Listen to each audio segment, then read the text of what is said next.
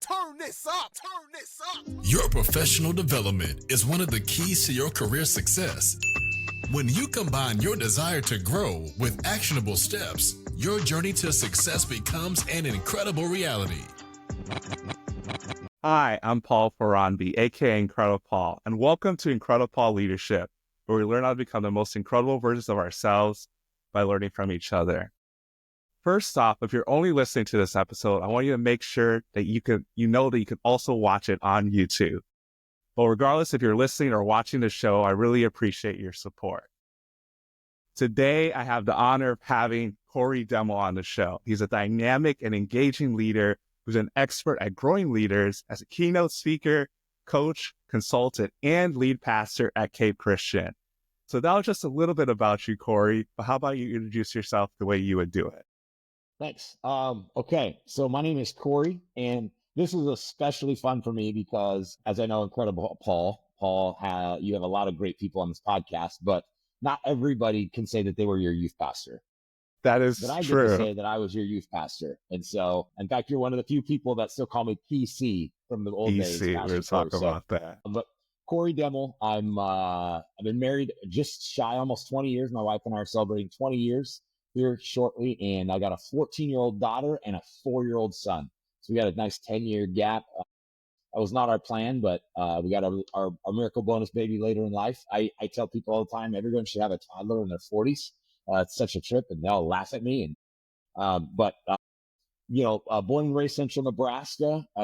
Dad was a small business owner. We were also involved in church a lot, so I got to see just leadership and faith kind of always worked together in ministry, and that's kind of charted my path. I now serve as the lead pastor of Cape Christian in Cape Coral, Florida, which is in the Fort Myers area, right on the Gulf on the southwest side. And then on top of that, I do serve in a few different boards, but I'm also I do some coaching and consulting. Actually, a lot do some keynote speaking, but with organizational help. I would love helping leaders grow, but even the last several years, really leaning to helping the organizational health.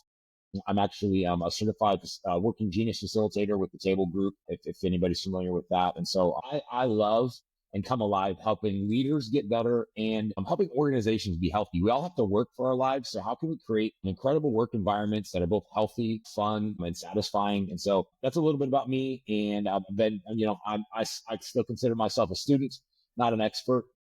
I know I got the hours behind me, but I love leadership. And I would just say that on the topic of leadership is just always made sense to me. I went to college to be a coach and a teacher. And even from an early age, just saw how I had good teachers that helped kids get to where they want to go. But even in sports, I had a lot of good coaches. And it just always made sense how I thought it was really compelling to get a group of people to do something together that they wouldn't be able to accomplish alone. Or even in the individual sports, coaches play tennis and golf in addition to some of the other sports. And so coaches who could just help you elevate and raise your level. And I, so for me, being coached and coachability is really important. So love life, love sports. Again, I'm from Nebraska, but now I'm in Florida. And most of my spare time, the little bit I have is I really love my family. I love spending time with my kids. I love my wife. I know, unfortunately, a lot of guys maybe are trying to get away from their family. I'm trying to get more time with them. So that's what I find myself doing. But if I have a free moment of time, you're probably going to catch me on the golf course. I really love golf. It's kind of a good mental getaway for me. And then actually another thing I enjoy cooking because we go into a restaurant and I have found that cooking is a nice mental break where I can achieve something. I'm an Enneagram 3. I can achieve something that's not work related. And so it allows me to take a break from leadership life, work or whatever. So, and then just at the church, I've been the pastor at our church 7 years and have an incredible team. It's been really fun for me to employ and play with and learn about and grow all the stuff I've been learning about for 20 years. I'll share my leadership journey here in a minute, but building a team, building culture. And so that's kind of where I'm at. So I'm in Orlando this week. My daughter's got some medical stuff. So I'm hanging out in our condo and I'm super stoked to be with you today.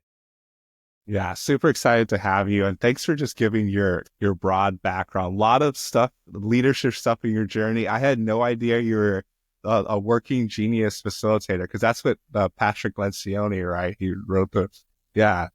In fact, I worked with them. I know some of his team.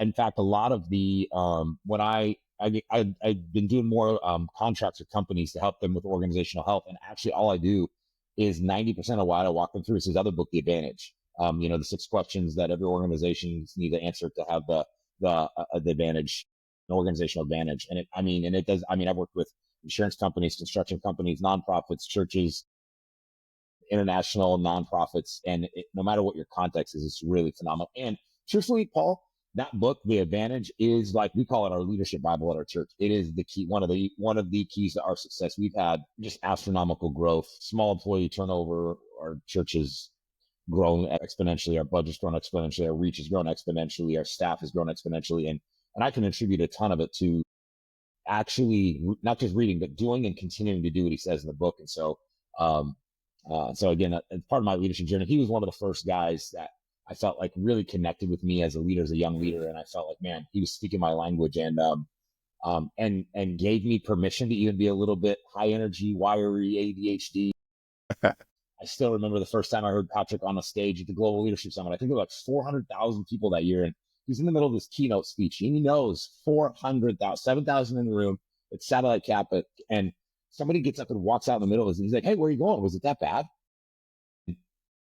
And this like lady, we were like, oh, I'm just kidding. Like, thought maybe you'd wait to go to the bathroom. And then he's like, what was I saying? What was I saying? And I'm like, okay, that's how my brain is all the time.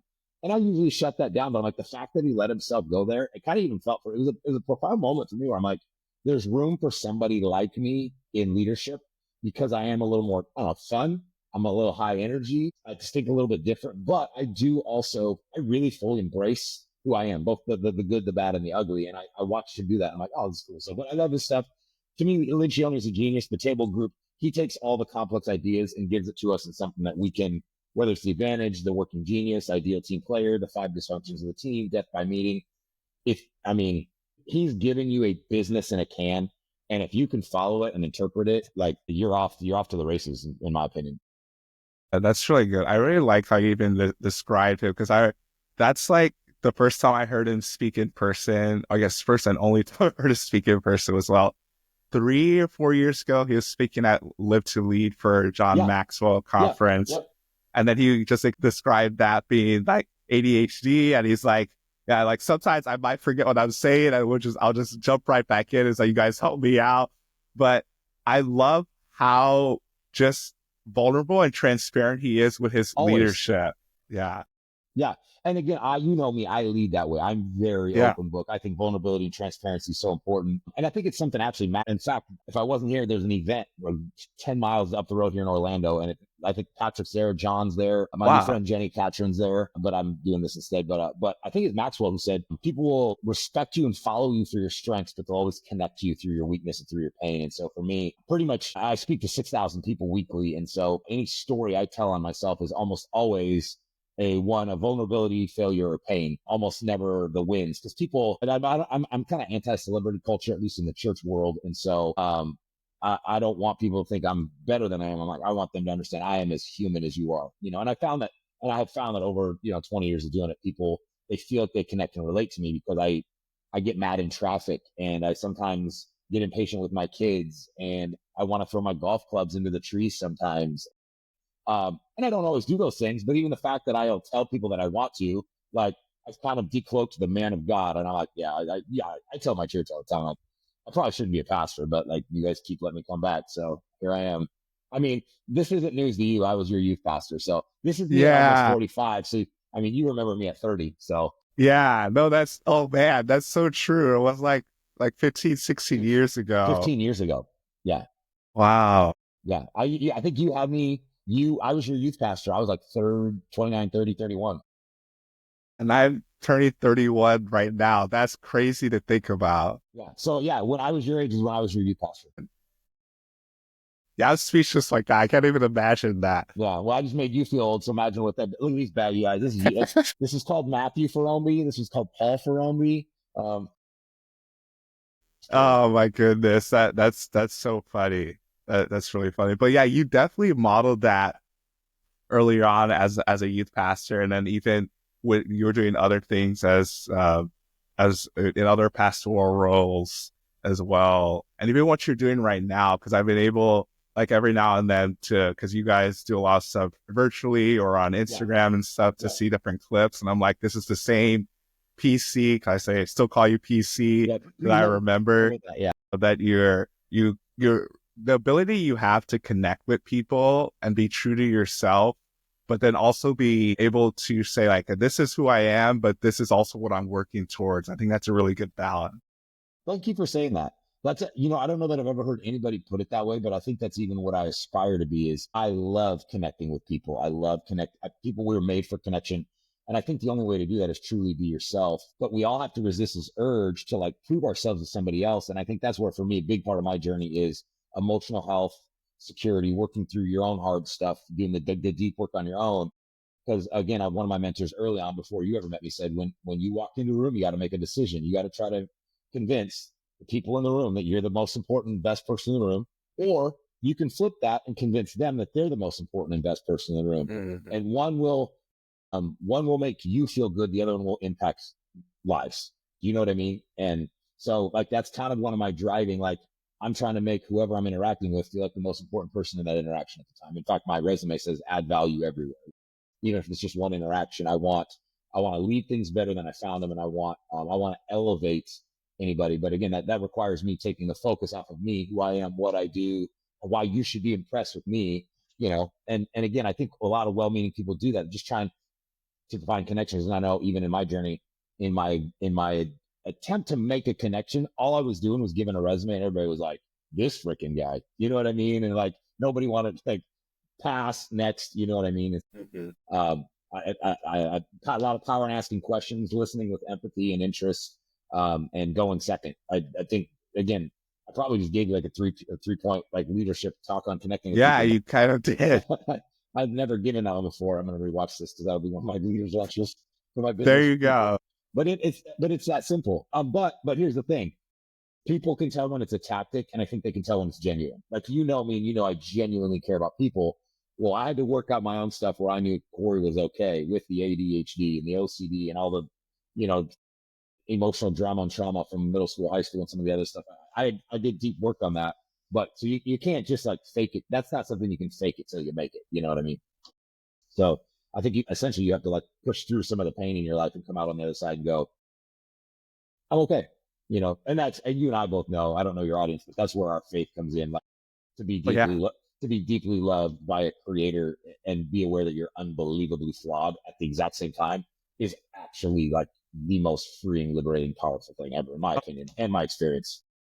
Absolutely. It's definitely a dichotomy. It's like understanding that we are completely flawed. We're sinners, but at the same time, we're saved by grace. So it's crazy loved in the moment. Like one of my favorite verses, I think it's Romans 5:8. While we were still sinners, Christ died for us. Like that was revolutionary for me. Like I always thought I had to bring my best to God, hide my worst, show him my trophies and my straight A scorecard. And he's like, dude, I loved you when you were a train wreck, And so for me, I think one of the gifts I give people, one of the things that maybe unique about me is I think I'm just way more okay with and in tune with my own humanity, the broken side of it. And definitely in our faith movement, but even in the leadership side, because I'm a CEO of, you could say I have thousands of clients and I have a staff of 150, whatever, like those metrics. Absolutely. Whatever, you know what I mean? But like, I so embrace my humanity, and I have had so many people say, you have made me feel like it's okay for me to embrace mine because you embrace yours. You know what I mean? In fact, I'm a leadership podcast. Can I tell a story? Yeah, absolutely. That's what it's for. I was just doing a coaching thing. I have a contract with an insurance company in my city. They're awesome. They're crushing it. And I did the second year I did a keynote, and then they hired me this year to do quarterly stuff with their leadership team. But this year that I did keynote, and they had me do a couple of workshops, and I can't remember what it was on. Maybe like price tag of leadership or 6 types of leaders, something like that. Something I stole from somebody else. I tell people all the time, I'm not a creator. I'm Amazon. I find stuff that somebody else built and I just deliver it really, really well. Love it. But I was just talking about, we said, dude, my intro. The other thing I introduced myself, if they don't already in a keynote, is I would go, hey, anybody ever listen to a podcast on like 1.5 or 2x speed? Oh, yeah. I'm like, that's just me on 1x speed. Like me on normal, like you'll never need to 1x me. But what I've noticed is almost always when I introduce myself, I'm like, listen, I got a lot of energy. I know I'm a little bit extra, too much for some people. I'll try to slow down if you try to keep up, but I think we can all have a good time and grow together. And dude, I've never had this happen. This happened 1 month ago. They had all the employees. There was a gal who raised her hand. She goes, can I just say, like, thank you for saying that, because I have anxiety and I'm a huge introvert, and we were in this tiny classroom, dude. It almost felt like a jail cell, like for real. Tiny window up atop, like the doors behind me, like all I had to do was shut the door and they were my prisoners. Like, you Wow. and I understand aesthetics. It was what it was. Yeah, no. But she said, even in your intro, when you came up, when your energy and you talking to people, she goes, I thought I was gonna have to leave. Like my anxiety started going up, going like, oh my gosh, this guy. But the fact that you know that about yourself told me that you know that you the impact that you have, and now I know I'm okay. Dude, I've never had a moment like that where she was probably on the other side of the extrovert energy spectrum. And all I had to do was let her know I'm aware of what's going on in me. More importantly, I'm aware of how this could impact the room. And so I'm going to make my best effort to connect with you and still try to be my authentic self, essentially. And so, it was real. I'll never forget that moment, because I was like, wow, who is it? I believe it's 7 Habits of Highly Effective People. Stephen Covey. Yeah, Stephen Covey. Yeah, Covey. I was thinking of Scazzera. Stephen Covey. I believe it's in his empathic listening chapter. I think he calls that psychological oxygen, and that came into my head. I felt like that's what I gave her in that moment, was psychological oxygen, simply because I was willing to be vulnerable, embrace myself, and more importantly, recognize, I think, the impact that I know I'm a little bit extra for some people. People love my energy on the stage when I keynote, but it's a lot in a classroom. You know what I mean? And so it was, to your point, it's really interesting. And that's a big part. My two leadership, I think probably my two leadership channels, if I'm not doing the organizational leadership, is I really beat the drum on self-awareness and then culture. And so self-awareness is really big, because I just think too many of us are so, even if we're working on ourselves, we're so focused on growing and being better that we often are unaware of, first of all, what's going on inside of us. We're not aware of the way who we are impacts the people around us. And I think that's I call self-awareness the secret sauce of leadership, the secret sauce of life. And it's also like one of the most, almost no one has it. I think it's Tasha Eurich. I think it's a group just did a study on it, and on this name of self-awareness. And they surveyed a bunch of CEOs and their teams, and one of those foolproof surveys, and 9 out of 10 leaders identified as self-aware. Yeah, exactly. You're already laughing. Only 5% actually are. Dude, which means, again, I don't know exactly how to math that, but which means basically 85-90% of leaders are walking around convinced that they know themselves and the impact on their teams, and they don't. And then I even add a layer to that, because when I teach this and I say that, and I'm like, and everybody in this room assumes you're a part of the 5%, and you're the problem. You know what I mean? Like, right. Because it's true. You're like, oh man, that sucks for the other 95%. I'm like, no, you know. You're and so, part of. Anyway, but I love. Let me back up to 100,000 feet. Like Lencioni, I can come back. Whatever squirrel I chased, I can come back. I love leadership because I love the idea of bringing the best out of people. I love the idea of helping things grow, be successful, and I love, again, like I said, getting a group of people like, what could you do together that we couldn't do? This last weekend, we didn't even have church services. We normally have 6 every weekend. We shut them all down, and we did our serve day. We had 2,000 volunteers go out in our community, and we did the math. And I think we gave 5 years worth of work for one employee in one weekend. Nobody did, like outside of the team leads, nobody had to do more than like 3 or 4 hours of work. And so again, my whole point, Wow. look what we could do if everybody just does their part. What can we accomplish together? So I think that's true in business, life, sports, families, nonprofit, all the stuff. So anyway, so I have been a fan and a hyper student of leadership as long as I can remember. That's really good. Like, even what you, a lot at you. Yeah, I know you did, but even just the last part about everyone just doing their part and the self-awareness piece. I like how you said it's the secret sauce. It is. Just the secret sauce of leadership, or secret sauce of what? Yeah, well, I call it the secret sauce of leadership, but it's even the secret sauce of life. But really, I would say I have a talk called The Secret Sauce of Leadership. In fact, I always intro like, when we were kids, like you could have one superpower, what could you have? I always talk about that, and we would argue about, being invisible, flying, reading people's minds. And I basically, it's a leadership superpower. So there is one superpower in leadership that escapes almost everybody. And if you have it, you're a breath of fresh air to your team. You're going to have people that want to work for you. You're going to want to, you're going to get invited on teams. That it's self-awareness. And I talked about the parable of Hans Christian Andersen's The Emperor's New Clothes. You know that one. Nobody had the guts to tell them the truth. Most of us have created those work environments. We don't get feedback. Again, I can't remember her name. Safety. Who's the gal who talks about there's all the feedback research is fascinating. She's spoken at the Global Leadership Summit a few times. I don't remember her name. But it's the perfect picture of leadership. A bunch of kings that are running around naked, emotionally, psychologically, leadership wise, and nobody has the guts, but they've been tricked into like, oh, these new beautiful clothes, and nobody has the guts or permission to tell them, like, and so it's, in the parable, it's the little kid is like, he's naked, and we're like, shh, we don't tell him, and he's like, what? And I just think, that is like so profound for the world. We live in. And then another thing. So anyway, so I think the secret sauce, and really, I think part of the reason we have a deficit in self-awareness is you can read books about it, you can get information, but the only real way you can grow in self-awareness is feedback. And so we have a culture in our organization of fearless feedback. You will never be punished for feedback, no matter which direction it is, up and down the org chart. And so, because we always say that none of us are as smart as all of us, none of us are as good as all of us. And so if there's something I'm doing that is getting in the way of us helping more people, I need to know it. Or if I'm not doing that, I could be doing, and so, and again, my upbringing before you knew me in my early years of leadership was, whether it was sports, but then even when I came to the internship where we met in Omaha, I had a mentor who was just fearless feedback, like constantly, but it wasn't like berating.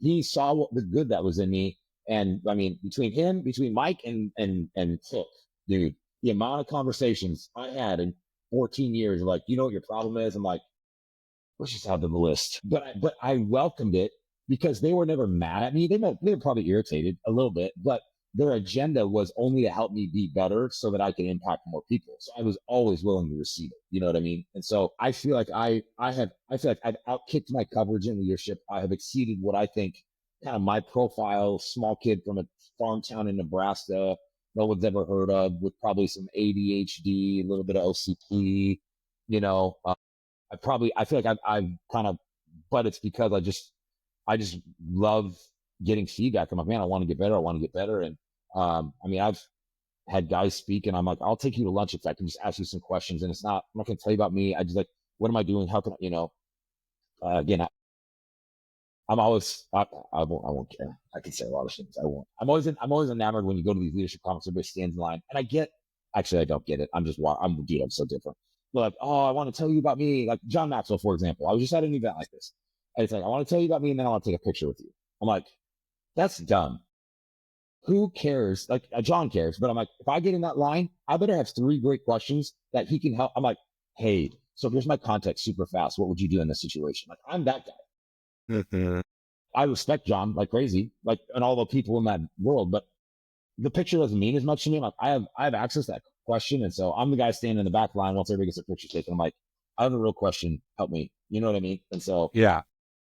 But again, that's as an athlete, I wannabe athlete, whatever. I was so undersized. I had to get coached the hardest just to I'd have better form, better technique, work harder just to level the playing field for boys who were, had grown into their bodies. And so I think for me, coaching, being coached up was a necessity just to level the playing field in every arena in my life. And I think now I'm 45 years into that. Does that make sense?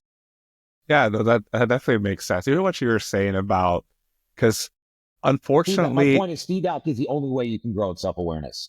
Yes, feedback is definitely the only way you can grow. But even the fact that when people are coming to hear from like John or Patrick speak, and they're trying to talk about themselves, I always think it's kind of funny. It's because like you have an opportunity to talk to someone who's had so much experiences, has been in rooms with people that you would only dream of being in a room with, and you're talking about yourself instead of trying to ask the question. Because I remember, because I did have the opportunity to talk with John briefly before he went on stage for like a awesome, smaller event. but I was just thanking him for all the stuff that he had done, Yes. like all his books and Yes. things. And then he asked me my name. And I was like, my name is not, oh, I didn't say it, but I was thinking my name is not important. I just want to say thank you for everything that you've done. It's funny you say that. I had the same exact interaction last year at an event in Oklahoma City, actually at Craig Rochelle's church with Erwin McManus. There was a line of people. Dude, this is fun. I love that we can talk about this. There was a line of people, and Erwin's amazing. I could not be more different than him. He's such a creative genius, and he coaches like high level Hollywood business and celebrities and made films. But he was speaking, and he was rolling out his seven frequencies of communication stuff, which is brilliant, by the way. But there was this line afterwards, and it was in the back of the room, and we were about to start the next session. I had to go to the bathroom, but to go to the bathroom, I had to go around the line. Well, it just came time, and like I was walking by him just as the last guy was walking away, and we made eye contact with that, like, are you in line? And I'm like, I think you're awesome, but I'm not in line to tell you about me or take a picture. Like, I was the only one, you know what I mean? But I got to look at him. I just said, he was, hey, I said, and it was like that one, but we're both both fine. There's only 250 guys there. So I said, hey, listen, man, like, I'm a lot different than you, but just thank you, because you are an absolute gift to leadership, to the body, the kingdom. And you've just given so many of my team, including myself, permission to be me. And, same thing. I didn't, but I think then he's like, hey, are you lead pastor? He did the same thing that happened. He was lead pastor. He actually said something earlier. He goes, man, you're not like anybody else in this room. I go, well, thank you for saying that, because that's his radar. I'm like, I feel that most places. I do. I mean, every time I go to those events, I mean, these guys they're all a big deal. And me, man, I'm like, I feel like they're all looking at me going like, who let the youth pastor in the room, or who let the intern to the C-suite event? You know what I mean? Or how did this guy get in the green room? Like, what, aren't you supposed to be like replacing our meat and cheese tray or something? I'm like, nah, they're gonna let me say a few words. I don't know. You know what I mean? But again, that's also one of my values. I hold humility and high value as well. So to that point. But I had a similar experience you did of like blocking eyes with, and I wasn't gonna be like, hey, Erwin, let me tell you about my family and my church in Florida. I'm like, man, you're such a gift. Like, you're just such a gift. Thank you for everything and the hard work that you've done to pave a way for us. And so, but at least I had something to say. But yeah, to your point, then he's like, yeah, same thing. He's like, what's your name? I'm like, it doesn't matter. Yeah, no, it doesn't matter. It's really funny, and like just the heart you have for people too. And I'll tell you a quick story, like between us, because you might not remember this, but I remember this because this definitely stuck with me. I think I was either like 17 or 18, so it was a while ago. Like, I think I came up to get prayed about for something, and I remember you telling me specifically that I don't, like you say, you don't always see things the way everyone else sees things. Just like from my background of being Nigerian, but raised in America and all these different things. And I think you just encouraged me not to try to fit in with everyone else. I vividly remember this. I remember what side of the stage we were standing on the left side of the stage. I absolutely remember this. Okay, you do remember this. Yeah. Yes. So I don't remember, I'm not pretending. I don't remember a lot of them, but because because a thing in me, I kind of feel like I wrestled through. I saw in you, like, you're not supposed to be like everyone else. And I just kind of saw you wrestling with that. I was. And you were learning quick how to fit in, not even in a bad way, but I'm like, bro, don't lose. Like, it wasn't an accident. You were born in Nigeria, but grew up here. You have a worldview that's going to be a gift to us that you'll lose if you just.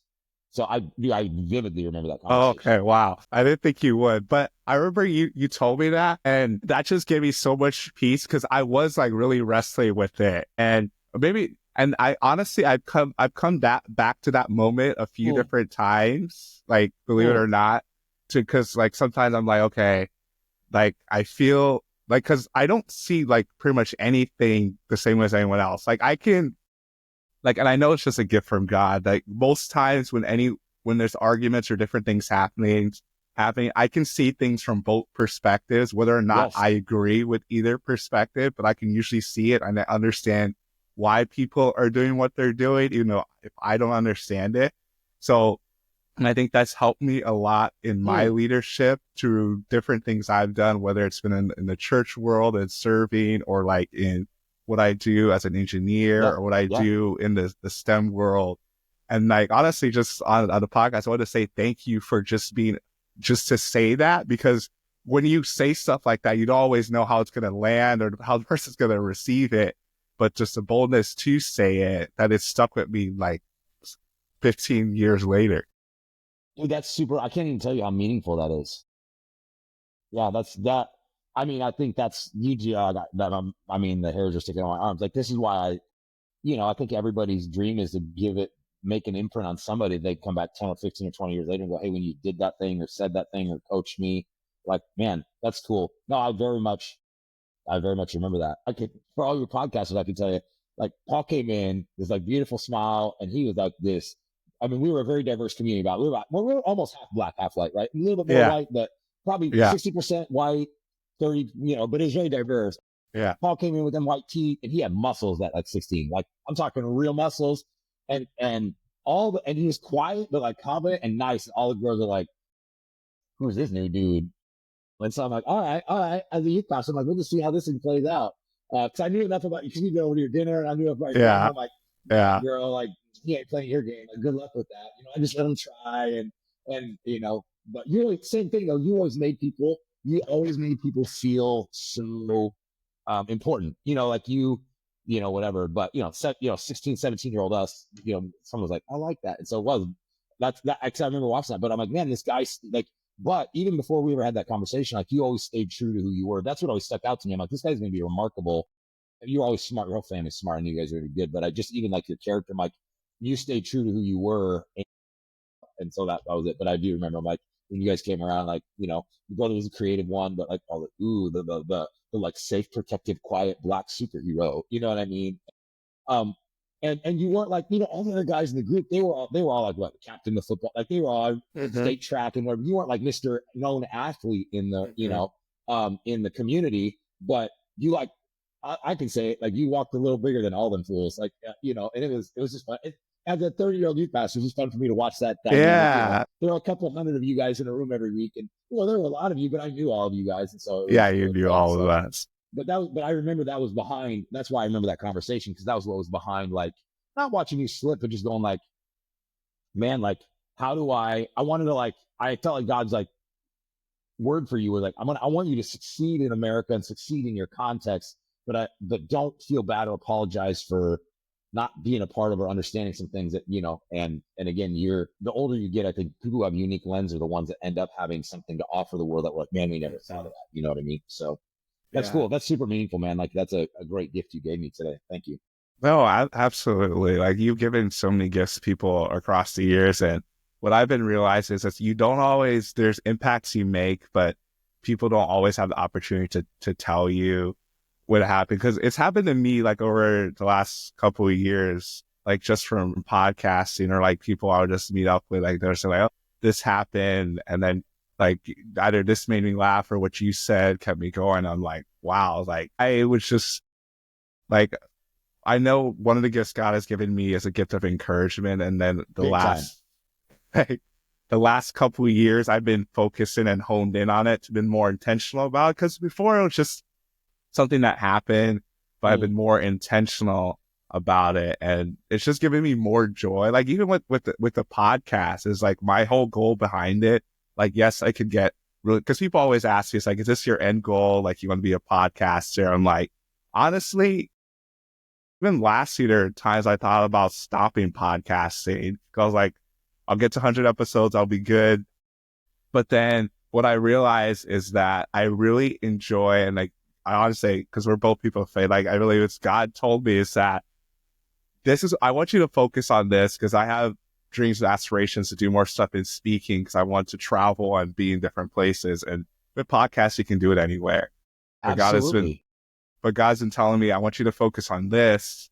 And I realize I enjoy it because I really enjoy connecting with people, and especially with the guests. Because I think it's the same thing with coaching that you probably seen too, is a lot of times people don't have a space where they actually feel seen and heard for like a set amount of time, especially these larger people, or like people do a lot of things. They're always serving and doing it for others. And it's my opportunity to do it for them. And at the same time, I'm gaining a lot of information and knowledge and building that connection. So it's been really cool. Dude, that's so good, man. Yeah. In fact, that's a big, God's given me a big part of, I think, his heart for people that are part of my why for leadership is, I think the idea that everybody wants something from you, everybody's pulling, you're always giving. I'm like, man, who's giving back to you? You know, I get to mentor a couple of professional athletes, and again, I don't let them pay. I don't let them pay for dinner. I don't ask for sign. We don't do pictures. We don't sign anything. I'm like, listen, in your whole life, you got people pulling and giving, pulling and giving. Same with leaders. I'm like, man, I want you to feel like a safe space, seen and cared about. And so I do it. It's a lot when you feel like you're always having to deliver for other people. And so, Yeah. dude, that's really, really cool. And I'll say this too. Let me just encourage you again. Let me run it back 14 years later, since we're due. I do think you have, because of the unique perspective you have something to say to a world that you see stuff we don't see. And this is a great way to do that. But you're also honing your skills on whatever, like what I've realized, will bring the faith into it. I think that's appropriate on this podcast. Yeah, absolutely. Is that God never wastes a season or a preparation time. That often we're in a season of something where we're doing something, we're loving it, and it's added value. But what we don't see is he's also building something that can be used and leveraged, later on. For me, it was even just serving faithfully and do get to do some stuff. And it's like, I just served faithfully. It was never to like be a part of this or that, or get to stand on this stage. But when I was 22, I said I would never say no to a speaking opportunity. So I'm like, hey, dude, yeah. I mean, bro, I was looking to cowboy stuff, and I mean, you name it, small room, and it's just why. Because I'm like, I don't. And here's the thing, I'm not. This is probably gonna sound crazy. I don't even know if you know this about me. You probably don't. I'm probably the only communicator you're ever gonna have on your podcast. I don't even love communicating. Like, I don't love the stage. I don't live for it. Oh, I don't. I could never stand on a stage again and be fine. I love elevating leaders and adding value to people, and that's a way to do it. So because of that, it's a skill I've honed. But I'm like the only guy in and dude, I preach for a living. I mean, I preach literally a ton. I mean, I get thousands of people every week, whatever. Yeah, literally. But like, I'm the only guy I know who does. I'm like, man, I love it. I'm built to do this. I'm like, I have to do it. This is part of my job. You know what I mean? Like, I love leadership, so I've had to like grow my communication. But I say all that to say I'm not some guy like, I'm going to be the best communicator. I'm like, I love great communicators. Like some of my friends, and just watching them go, and whether professors at universities or they're speaking now at GLS, and I'm like, that's awesome. You know what I mean? I'm like, if I ever had that opportunity, I would jump at it because of the value I could. I'm big on like the ripple effect. You know what I mean? But I don't like. I hear people talk about like loving putting content together. I'm like, no, I like delivering. I value. So it's this weird space to be in where all my pastor friends, I'm like, I could never preach again. Like, just hire a teaching pastor and I'll lead the organization. People are like, I would die inside. I'm like, I would not. I'll do it. And I think I've gotten better at it. I mean, I've got a lot of reps and put in a lot of work, but studied the best, because I think if you're going to do anything, you should be good at it. But I don't, it doesn't make me come alive. I'll tell you what does make me come alive. I love connecting with people. So when I get on that stage, I can feel the room. And I think even in a large stage, I make it feel pretty like we're all connected. That's fun for me. Dude, COVID was the worst. Just talking to a camera. Man, like, that's because my communication is best live, I think, by far. What I think is, I don't think my content's amazing. So anybody can get behind a camera and give you at least as good a content as I have. But I don't think everybody can get on a stage and make you feel what you feel when I'm in the room. That's what I love. Oh, yeah, absolutely. You would agree with that? You absolutely. Yes. Yeah. But you take the people out of the room and now it's just a camera. I'm like, what are we doing? It's tough. No, I definitely, again, it's just another thing that's weird about me. Yeah. No, it's definitely unique. I wouldn't say it's weird, but it's something that makes you special. I think that's why you connect so well with people, because it's a natural thing. Because you can tell, I'm sure you've seen it too, when someone's trying to connect with someone, but it's cringe. Yeah, it's really, it's like, okay, it's like, you don't even believe what you're saying, but you think that that's what they want to hear. And it's like, or you heard somebody do something like this and you thought it was a good idea, and this is not the time or place for that. Yeah, it's like, you're not being yourself. I have part of me that like, I'm like, get off the stage, and part of me like, I just want to go rescue you right now. Yeah, it is. Yeah. So, but it's funny because we do run throughs on Friday. We run through a whole service because we do so many of them. And one weekend we were working on some transition. It was like between the bumper that came out and I went out, nothing crazy. And I was supposed to like just pretend my intro, kind of like we do on, podcasts. Like, let's talk to make sure everything works, And I walked out on stage and I had my team there and I go, well, hello, everybody. Let's just all have a connection. And everybody, all my team fell out of their seats because they're like, that's exactly what you do every week. Like, you're not coming with like, you're going to teach the Bible. So I want you to think, I want you to cry. I want you to like, and I want to give you something practical to apply, but like really like my intro every week is like, let's just connect. You know what I mean? And so I just, the fact that I put it into words, they all literally like, they were crying because they were like, That's so I funny. think I gave them like 5 years. They're like, that's what he does every time. That's what I do in staff meeting. It's what I do in our team chapels. It's what I do, so cause I just love to connect with people. So That's yeah. super cool. I'll give you, if you want, I'll give you the 60 seconds of my leadership journey. And then I don't know how much time you have left. Yeah. Do it. So You again, can take longer than 60 seconds. Okay. Dad was a business owner and, again, got involved in church. So I saw those work together, and leadership was always something that I was drawn to, but didn't even know how to contextualize. And so, I was peer mentor in high school for middle schoolers. I was a class treasurer, whatever, but I was the leader in my youth group, and always being an example and impacting people always appealed to me. But like on a deep level, like people would talk about that stuff, and I felt like everybody's kind of like, nah, whatever. I'm like, no, this is the most important thing. Like even at like 14 or 15, you know what I mean? So, so I was always drawn to it. We didn't have, at least my college and when I was in school, we didn't have a lot of, I'm sure we had some leadership degrees, but organizational leadership, it wasn't like it is now. You know what I mean? But I went to education coaching because I wanted to, again, lead and impact. But honestly, man, when I was 22 was the first year, 22 or 23, I think it's 22, was the first year I went to the Global Leadership Summit. For your audience that doesn't know, it started in Willow Creek Church out of Willow Creek, Chicago. And about the time the online movement came, and so quickly became a national, now it's a global movement. And so honestly, man, like that one event, truly, I've been doing some kind of processing. That one event really became the catalyst for my journey. That was 22, 23 years ago. I think this August will be my 22nd one. So I must have been 23. But that they bring the best of the best out. I mean, you're talking Patrick Lencioni, John Maxwell, Horst Schulze. I mean, Peter Drucker, you name it. Like all the people that all the guys that were reading all the books that are behind Simon Sinek, all the guys that are behind you and me, Jim Collins. I see Good to Great behind you. I mean, and that was where like I just like fell in love, man. I'm like, this was like music to my soul. I've taken I have 22 years worth of notes. I take more notes every year at that thing. And not only just take it, but like I go over them. I've made the discipline of continuing to revisit them and try to apply them over the years. But truthfully, 22 years ago, I'm like, this is just awesome. Again, it's a 2-day event. But then I just started like reading their books and then following them, and then read who they said to read and listened to who they had on their podcast. And it's really interesting because again, I'm in my mid 40s now, and I don't know that I've ever done anything truly incredible or remarkable as a leader, but I think my life is a picture of what happens if you just apply a little bit of it for 22 years, like weekly, daily.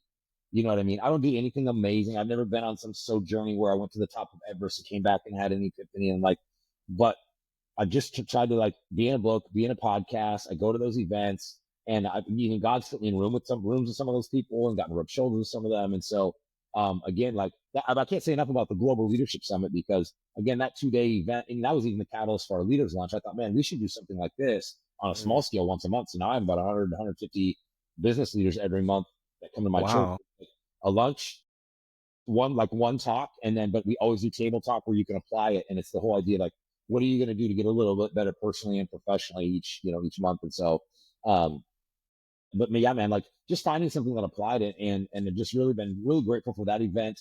And there's others too, and I went to other things, but that one event was always the one I got the most excited about.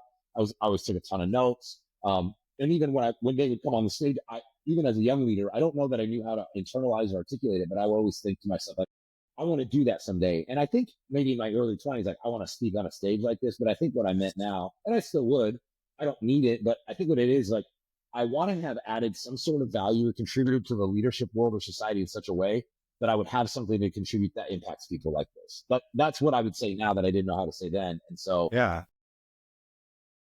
again, so it's literally just kind of been this like spiderweb flowchart about I went to this event, followed these guys, keep reading their stuff. And I've gotten to know a couple of them, and, I've been in rooms with them. A couple of my friends have spoken there, but anybody that, whether it's STEM leadership, next generation leaders, I'll close with kind of my shameless plugs. I think most of your audience is just a little bit younger than me, which is typically kind of my whole life. I've actually been like a trailblazer for your generation. I'm the back end of Gen X. And so I've my whole life I can chart out where like I've kind of gone ahead and like built enough relationship with you guys and went, guys, it's good. Come on. I'm like, well, Cory Yeah. says it's good, kind of the Paul Revere. Like, hey, Yeah. the red coats are coming, So I say that because I don't know if you know, the week before, another guy named Dawes made the same ride with the same message that the redcoats were coming, but nobody moved and nobody believed him because he didn't have the trust, connection, and credibility that Paul Revere did in all the same communities. It's a Wow. fascinating Did principle not know called the Paul that. Revere principle. So I learned that from Tim Elmore. Here's where what I really encourage companies with, and especially young leaders. We're in a unique time in history. You got to know where you're at in the timeline. For most of the history of the world, there has been an information deficit. Often what kept us from getting better is we just didn't have the right information. We didn't have access to it. We didn't know what we didn't know, all that stuff. The internet has completely changed that in my lifetime, really your lifetime. And I feel like for the first time in my life, what we're seeing is, and this is just encouraging your listeners, that for the first time, we have an abundance of information, so much we don't even know what's true, what's right. But now we have so much information, we don't actually have an information deficit. We have an execution deficit and an interpretation deficit. And I would just say, like, even for us, one of the keys to our success, I think, in my life and even in our church is we've just stuck to the plan that we know works, and we're fanatical about execution. We're not just chasing the next new sexy concept or workout plan or whatever. You know what I mean? And I'm all for continued learning. I feel like I've made that clear. But man, like I got even young leaders that are like, and the next thing, and I said this multiple times to my team and other people, like, man, if you could execute a tenth of what you knew, you would have already been past everyone else. You don't need another book. You need somebody to teach you how to apply this in your life. You need some discipline. I think the book, like the Disciplines of Execution, is one I love. But anyway, I just like I don't know. Anytime I have an opportunity to encourage anybody, like, man, how many times is it perhaps I need not to learn or know something new, but I need to apply or implement something that I've already forgotten or that I'm not doing? You know what I mean? And so I'm real passionate in helping companies and leaders with, again, that's what I love about Patrick Lencioni's Advantage, the book, The Advantage. He says, I love it. He said, I've heard him say it from the stage. The first time I heard him, when he rolled out the book at the GLS, he goes, well, we've been consulting Ford and Boeing and all these guys, and it's expensive, 50, 100, 150 grand, whatever. He goes, most of you can't afford that. But you can, if you want to bring us in for 50 grand, you can. He goes, or we've noticed that we're asking the same 6 questions everywhere we go. And so I put him in the book. And so you can either hire me for like $50,000, or I can save you $49,975. If you can actually do what's in this book, you don't even have to have us in. I put it here for you. And so ever since he said that, I'm like, yeah. And I'm like, man, that's just all we're doing. Like we're still doing, we rolled it out 7 years ago, and we're still doing what he said to do. Now, that's that book for us. And I know it's not that simple for everybody, but my point is, most of us, it's what leadership leaks, vision drifts. We slip from the stuff that we know we should be doing. And man, I want to encourage a young generation of leaders, like, be as fanatical about execution as you are more information. And if you can do that, that's how you pass the test of time, because information's everywhere. Half of it's crap anyway. So we got to learn how to interpret it. And more importantly, we got to learn how to execute it. And I think that's also, I think, probably something unique to me. I'm kind of fanatically practical. And so I'm like, man, so every time we do in our leaders launches, it's like, what are we going to do? What's something you're going to apply? How are you going to implement this? Not just, inspiration only lasts, like, it has like a 3-day shelf life if you don't apply it. Yeah. You know what I mean? 3 days if it's amazing, like 3 minutes if it's even good, Yeah, it's there and it's gone. No, I really like that, being fanatical about the execution piece. And that's something I've been like, the word intentional has been something that's been like my word the last 5 years. Is like, I've tried to be intentional. My word. It is my word. It is your word. It's just like, because there's so many people that have a lot of ideas or dreams or aspirations, but it's like, but what are you doing with those things? Yes.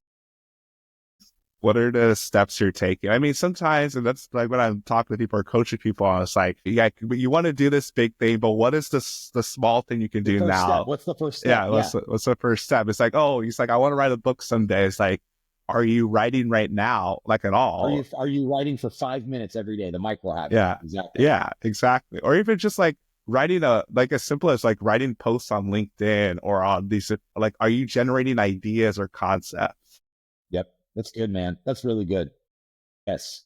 we don't lack ideas and information. It's just, what are you going to do? And I think we don't do ourselves very many favors with goals, because we set these huge, giant, outlandish goals, and we don't really marry the process. But it's like, man, we need to reverse engineer those things and go, I'm going to write a book someday. Yeah, to your point. I'm gonna lose 60 pounds. How often go to the gym now? Like, I don't. Okay. So like, let's 60 pounds Yeah. is good. Like, I'm gonna go for a 7-minute walk 3 times this week. So I don't know if you're into the micro habits. The micro habits are the new hack, the goals. I just did a talk on this, and I'm like, man, yeah, it's super good. Like, just and then you start to stack these micro habits that you become disciplines. But instead of lose 60 pounds, I'm gonna do 1 body weight squat when I wake up and 5 push-ups before I go to bed. You do that, 5 becomes 10. You know what I mean? Like, I'm gonna write a book. I'm gonna read for 3 minutes before I go to bed, and then I'm gonna read for 5, and then I'm gonna write for 3. And I'm a couple people I'm coaching. They're doing micro habits, and we just went through a 6-month. I just went through a 6-month thing with a gal, and it's like, I'm like, she was kind of disappointed. She's like, I didn't do great this month. I'm like, okay, but it's been 6 months. Let's look at what your goals were and where you are. And it was like, oh my gosh. And it's like drinking 8 ounces of water, going for a 1-mile run. Nothing crazy. But she's done it most days for 6 months. And it's like, all of a sudden you're not where you were. But again, it's not sexy. Yeah, it's not. And it works in reverse too when you do the wrong thing.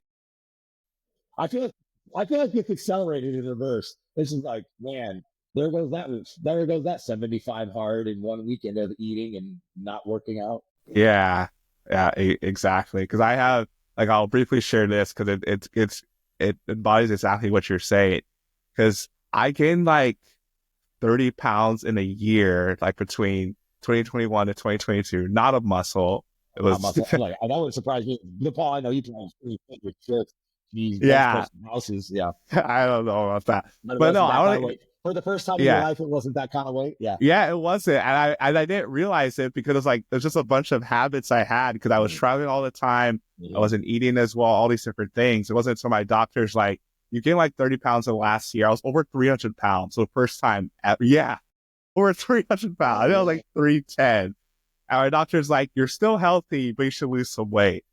And then I was like, all right, I'll go back to things I know I should be doing, like not eating after a certain time, like being more intentional about, like, because I was still working out, but I wasn't like as active outside of the times I was working out, like walking and all those things, 10,000 steps, all the little things you should do. But with travel and everything, I wasn't doing it. So just from implementing those habits, like by the next year I saw a doctor, I lost all the 30 pounds.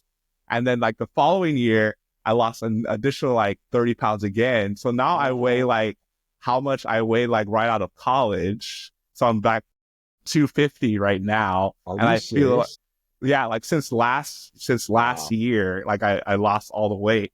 And like I feel like I have as much energy as I did right outside of college, even though I'm like 30, gonna be 31 next month. That's awesome. Well, and I don't know how many of your people know you that watch you, but when most people go, oh, he's 250, like that's a big, like, you're like, oh, it's probably weight. If you've ever seen Paul stand up and walk around, like that 250, you just wear 250 different. Because you're just so lean and cut, dude. Like, like your frame is you just carry so much stinking muscle. Congratulations. Good for you. Good job, Dad. It's crazy to me that you're 250, because if you would have asked me, what were you when you graduated college? You're a bigger dude, 220, 230. Yeah. 250 makes sense. I mean, and again, that is not healthy for most people, but holy smokes, 60 pounds in 2 years, man, that's a big deal. And to your point, like, I'm guessing it wasn't some crazy CrossFit 75 hard, tough mudder, Spartan rate. It was like 2 years of like micro habit consistency, wasn't it? Exactly what it was. Because people started to notice like after like 6-7 months, it's like, what are you doing? I'm like, it's just stuff I've been doing every day. It's not like all of a sudden crash dieting, because I'm like, good for you. Yeah, because whatever you do has to be sustainable if you want it to have long-term effects. So that's awesome. That makes me happy for you, dude. No, I appreciate it. Yeah, most people don't believe on 250 when I tell them. They always guess like 220, 230. I never see behind the camera. I'm like, what? I'm like, because you stand up like, man, that guy's, but it makes, because how tall are you? 6'4"? Yeah, 6'4". Yeah, I'm a 5'11". If I get 250, if you see a 2 in front of anything I do, like, I'm in trouble. You're good. But we're almost at an hour, and I feel like we could easily go like an hour Yeah. more. Well, let's do all your listeners a favor and call it a day. I would just have to have you come back at some point. Done. But is there anything we haven't talked about yet, either about you or your story, or just like leadership that you want to impart to the listeners? No, I've already said it. I would say this. I'm just the reason I jumped. I mean, I love you. I've loved you a long time. Love your family. I love that you're doing this. But any chance I have an opportunity to just even one person, one leader add value. I can think of three things real quick, but I want to jump at that opportunity. My life is literally about adding value to other people. And so you already said that, but I'll say three things. Whatever your job is, whatever your season of life if you'll shift your focus a little bit to just this one question, wherever I find myself today, how can I add value to somebody wherever I go? It does two things. It helps you live intentional, but more importantly, it actually gives every interaction and moment purpose. Now, all of a sudden, when you get gas, go to the grocery store, have a business meeting lunch, I'm always looking to add value to people who kind of look overseen and overlooked in society, gas station attendants, janitors, that type of stuff. And so again, like if all of us would just go into every interaction, like I'm going to Sam's today, I'm gonna encourage some mom who's loving on her daughter, or I'm gonna find some little girl who's 6 years old and be like, man, your dress looks so pretty, or I'm gonna thank the person who's skin like, hey, thanks for being here and thanks for what you do, appreciate it. Like how many people go through their whole day and don't feel ever seen, acknowledged, or even appreciated, and even if it is their job. So that's number one. I said, man, that's been the game changer for me. Every interaction, every moment has purpose. When you start to get your eyes off yourself and go, who can I add value to today? That's one of my favorite talks I have, 5 ways to add value. I think about ways, I look for ways I do it, and then I teach other people. In fact, I used to have the discipline. I go through my calendar every day, and I look at like what's coming that I might be able to add value, whether it's a meeting, an interaction, or whatever. And then number two, again, I'll just prime that pump. You owe it to everybody in your life, but most importantly, your own self and your own soul. The greatest gift you can give yourself, your leadership, and the people in your circle is the gift of self-awareness. So be a student of yourself. Have the courage to look at all the dark, ugly warts of your soul, your personality, embrace them. And whether it's faith or counseling or friendship, find somewhere where you can have a safe space to be a broken human, because you are. We all are. That's coming from a pastor. So there you go. But that self, the ability to like and love yourself is one of the most liberating things you'll ever experience. And it's really hard to add value to other people if you don't like you. And I think you need to know what gifts you bring to the table in your work and your marriage and your home, what's unique about you. And then the more you're okay with who you are, you can become more okay with who you aren't, which really helps you to celebrate other people around you that are good at things you aren't. And that makes you a great team player. By the way, being a team player is job security the rest of your life. That's a whole nother talk we can do. Yeah. It's job security. Everybody's looking for a team player. And then the third one is just in a day of information, how am I doing at execution? That's a question. In a day of increased information, how am I doing at implementation? It could be health, it could be faith, it could be job. If your job doesn't have development or help you get better, go outside of it and get better on your own. Not just for a raise. You need a better why than that, but to better yourself. And you also never know what opportunities that creates for you. So, I just, like I said, I think doing those things, I'm trying to, as I get a little bit older, I'm trying to take a page out of Lencioni's life and go, how can I kind of simplify some of the most complex things? Because that's when I went to college to be a math and science teacher, I did have a gift, and you've heard me teach the Bible. Like I make a really confusing book, I think pretty simple and understandable. Yeah, you do. And I like to, again, it's my wiring, but leadership's the same way, like life, like, man, here's a few things. And so those would be the kind of the three things. And then we have a church code, and we have a team code, and we have all that stuff. But I'll leave you with my big three things. I think these are my keys to success. This is the ethos of me. Work hard, do the right thing, and don't mistreat people. If you can do those three things, work hard, do the right thing. And listen, I know some of you are like, well, that's kind of subjective. It's not. If you start to break it down, it's usually not that subjective. Yeah. And then don't mistreat people. Or if you don't want to make it negative, just treat people well. If you could work hard, do the right thing, and treat people well, if we could all do that, we could kind of flip our divisive, toxic society on its head and maybe just make our living space, workspace, and our world a little bit better place. So, dude, thanks for having me on this. No, absolutely. You shared so much knowledge, so many gems. Even with the last one you shared, work hard, do the right thing, treat people well. And even we spent a lot of time talking about self-awareness, even understanding, like those of us listening right now, like myself included, like we think we're more self-aware than we actually are. So it's a constant thing. Like even if you are self-aware, it's a constant process to remind yourself to be in the moment, because you can slip and forget something. So I really appreciate that. I want to make sure people know how to stay connected with you though. Yeah. So I'm on Instagram, Facebook, Cory Demmel, just my first and last name, CoryDemmel. I'll give you a heads up. I have a social media team that runs most of my stuff. And so most of it's going to be geared at our church. My church is Cape Christian, capechristian.com. If you want to, we have a very lively, interactive online presence for hosts. If you want to check out what we do on there online, capechristian.com. We do a lot of great stuff. And then I think my email's on the website, cdemmel@capechristian.com. And again, if anybody's looking for some coaching consultant, again, I'm not promoting it, but I'm working on a website. Should on that. promote it's it. just like a thing. Well, okay, but it's just a side thing I do that it's usually kind of a word of mouth, or people that helps out other people. I'm building out the website right now, so I have the LLC. I'm actually worked with quite a few people even just this month, but I don't have like a whatever. But you can catch most of our stuff on YouTube as well. Okay. Yeah, I love to connect. I do peek into the Instagram the most.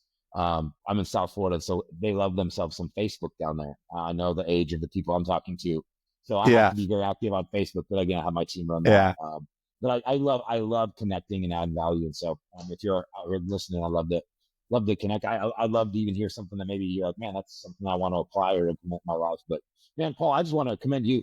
Keep up the good work, dude. Like I love your heart for building value into others, and thanks for creating this platform. Truly, it's a pleasure to be on here. Even if I didn't know you, it'd be a pleasure, but it's because of our history. Like the hottest food I've ever eaten was in your mama's kitchen, man. That woman tried to kill us. She warned us. She's like, she basically said, this is for the Americans. This is for the Africans. I like hot stuff. Bro, my face has never sweated more in my life. So it's fun to be here, not just with another leader, but a friend as well. Absolutely, with a friend as well. No, he's laughing really, because he knows. I'm not lying about your mom. You have that food. Yeah, I'm not. It is so true. And I like hot food. Like I tell my Black and Hispanic fans, I'm like, don't let the skin color like fool you. Like bring it, man. But that I do, and that was like the only time I've ever been to any of my any friends I have of other ethnicities where I'm like, nope, too much. I don't know what she puts in that stuff. It's illegal, man. It's and then Daniel and Matthew are just like, oh, give me more. Yeah, it's like it's fine. And for my dad, probably didn't think it was hot enough. Most likely, I was like drinking it like water. Like there's something wrong with you people. It's just normal. That's another Sunday for us. It was another Sunday, man. It was. I'm telling you, I've had ghost peppers. I've been off the charts. I'm like, that's really funny. But just turning to the audience, I know you got something from Cory's story. Just the story of embracing who you are, and just coming back to this whole idea of self-awareness, understanding who you are, but also being intentional about connecting with others and just continue to go on this leadership journey. I think it's very clear, like from the different episodes, right? This is the first episode you're tuning into, is that not all leaders look the same. And I think that's the beauty of leadership, is that you can lead from where you are. You can be your unique, authentic self.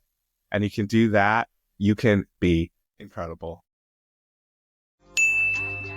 Be sure to rate and review this podcast on your favorite podcast listening platform. We'll see you here next time. And be incredible. Incredible.